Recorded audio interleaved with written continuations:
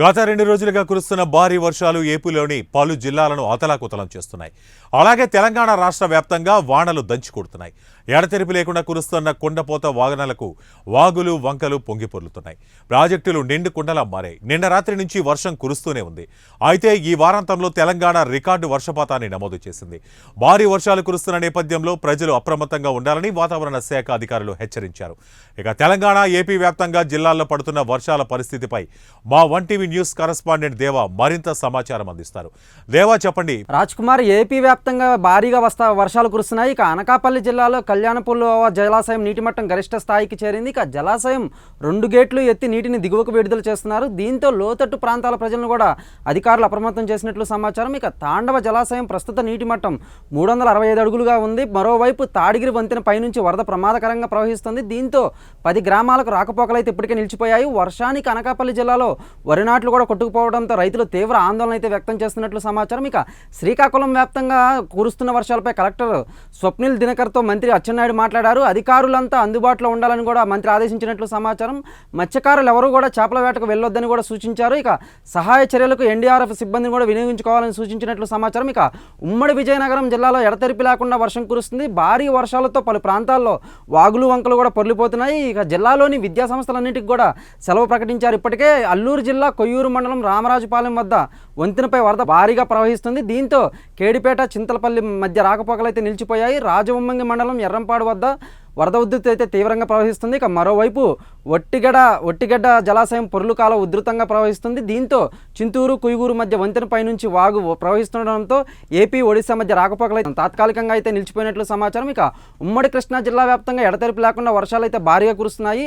ఎగువను కురుస్తున్న భారీ వర్షాలతో ప్రకాశం బ్యారేజీకి ఇప్పటికే భారీగా వరద అయితే పోటెత్తింది. ఇక బ్యారేజ్ నుంచి కాలువల ద్వారా 3000 క్యూసెక్లు విడుదల చేస్తున్నారు. లోతట్టు ప్రాంతాల ప్రజలను కూడా అధికారులు ఇప్పటికే అప్రమత్తం చేశారు. ఇక వర్షాల కారణంగా కృష్ణా ఎన్టీఆర్ జిల్లాలో విద్యా సంస్థలకు అయితే సెలవు ప్రకటించారు. ఇక పులిచింతల ప్రాజెక్టు కూడా క్రమంగా వరద ప్రవాహం అయితే పెరుగుతుంది. ఇక ప్రాజెక్టు పూర్తి స్థాయి నీటి మట్టం 175 అడుగులు కాగా ప్రస్తుత నీటి మట్టం 100 అడుగులకు చేరుకుంది. ఇక ఉమ్మడి తూర్పుగోదావరి జిల్లా విషయానికి వస్తే ఎడతెరిపి లేకుండా అయితే వర్షాలు అయితే కురుస్తున్నాయి. ఇక భారీ వర్షాలకు వరి పంట నీటిలోనే నానుతోంది. కోనసీమ కాకినాడ జిల్లాల్లో 12,000 హెక్టార్లకు పైగా వరి నాట్లు నీట మునిగాయి. ఇక రాజమహేంద్రవరం వద్ద గోదావరిలో అయితే వరద ప్రవాహం నిలకడగా ఉంది. ధవళేశ్వరం కాటన్ ఆనకట్ట వద్ద 7.8 అడుగులు నీటి మట్టం అయితే కొనసాగుతుంది. ఇక తూర్పు మధ్య పశ్చిమ డెల్టా కాలువలకైతే 1800 క్యూసెక్ల నీటిని అయితే విడుదల చేసినట్లు సమాచారం. సముద్రంలోకి 3,09,000 క్యూసెక్ల నీటిని అయితే ఇప్పటికే విడుదల చేశారు. ఇక తూర్పుగోదావరి జిల్లాలోని గండిపోచమ్మ అమ్మవారి ఆలయం వద్ద అయితే గోదావరి ఉధృతంగా ప్రవహిస్తుంది.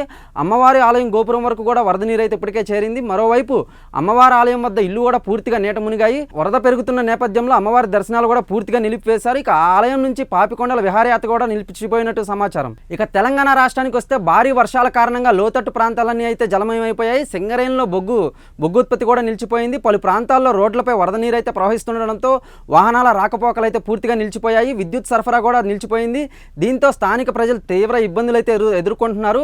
తెలంగాణ డెవలప్మెంట్ ప్లానింగ్ సొసైటీ నివేదిక ప్రకారం ములుగు జిల్లాలోని వెంకటాపురంలో అత్యధికంగా 109 మిల్లీమీటర్ల వర్షపాతం అయితే నమోదైనట్లు సమాచారం. ఇక ఆ తర్వాత భద్రాద్రి కొత్తగూడెం జిల్లాలోని చరల్లో అయితే 96.8 మిల్లీమీటర్ల వర్షపాతం నమోదైనట్లు అధికారులు వెల్లడించారు. ఇక ఖమ్మం, మహబూబ్ నగర్, మహబూబాబాద్, ఆసిఫాబాద్, మంచిర్యాల, పెద్దపల్లి, భూపాలపల్లి, కరీంనగర్, వరంగల్, హన్మకొండ జిల్లాల్లో అయితే 40 నుంచి 80 మిల్లీమీటర్ల వర్షపాతం అయితే నమోదైనట్లు సమాచారం. ఇక వాయుగుండం ప్రభావంతో రాష్ట్రంలో భారీ నుంచి అతి భారీ వర్షాలు కురిసే అవకాశం ఉన్నట్లు కూడా ఇప్పటికే వాతావరణ శాఖ అయితే తెలిపింది.